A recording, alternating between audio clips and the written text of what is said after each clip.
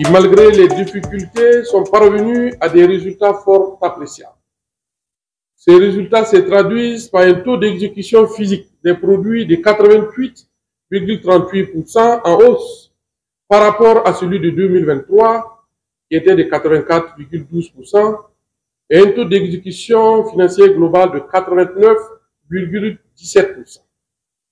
S'agissant des acquis notables enregistrés dans les différents domaines du secteur, nous pouvons citer entre autres l'adoption de la loi portant travail d'intérêt général,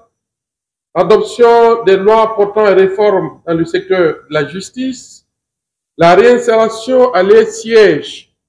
de 4 TGI, tribunaux de grande instance,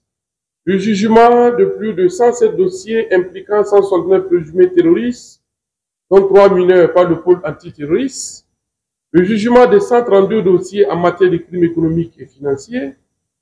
l'engagement de 3 poursuites judiciaires contre des personnes susceptibles de propos stigmatisants, le développement et le déploiement de la plateforme de demande et de délivrance en ligne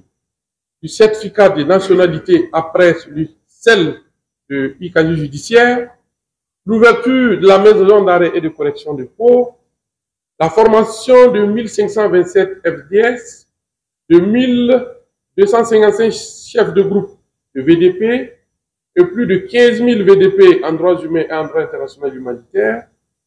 la sensibilisation de plus d'1 million de personnes lors des journées nationales d'engagement patriotique et de participation citoyenne, la résolution de 264 conflits communautaires par les démembrements de l'ANAPROJEC,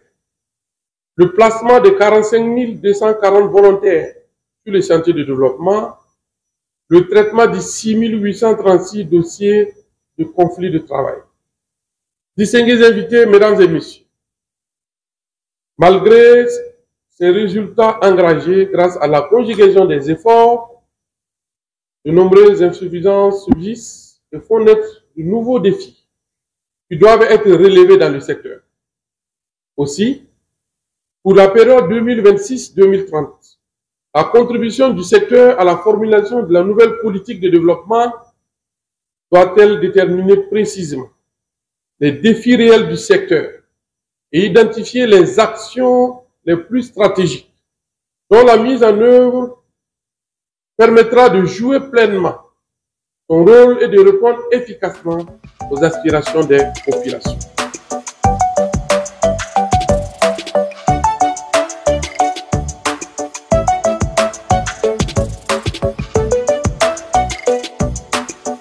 Les progrès témoignent à suffisance de la volonté du gouvernement d'avancer vers un système judiciaire plus accessible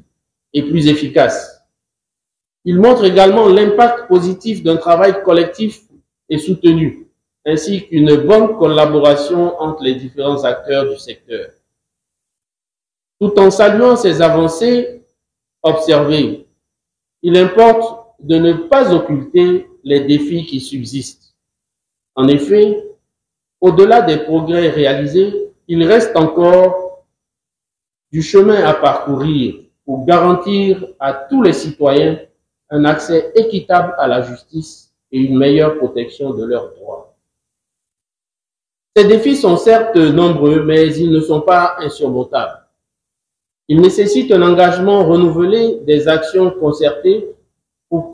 consolider les acquis et répondre aux légitimes attentes des justiciables. Monsieur le ministre,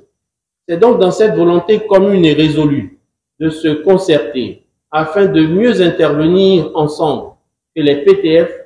encouragent le gouvernement à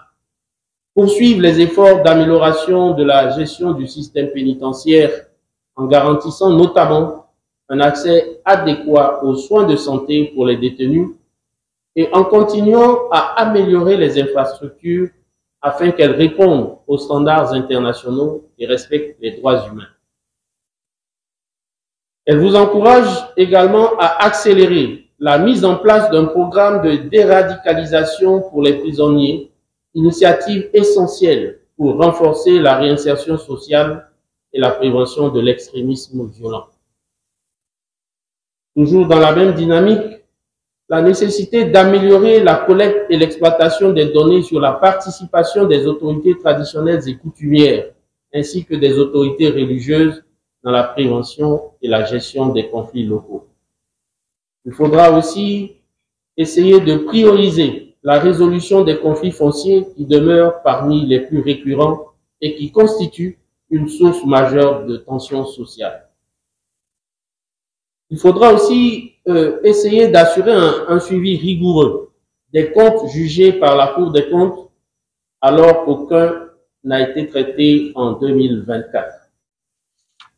Réduire les distances d'accès aux tribunaux de grande instance afin d'améliorer l'accessibilité de la justice, notamment pour les populations rurales.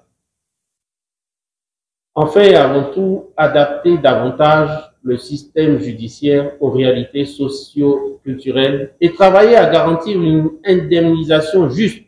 pour les personnes ayant subi des préjudices du fait de la justice. Pour enfin renforcer les mécanismes de justice pour mineurs, en veillant à ce qu'il y ait un nombre suffisant de centres de réinsertion sociale et un accompagnement social adapté.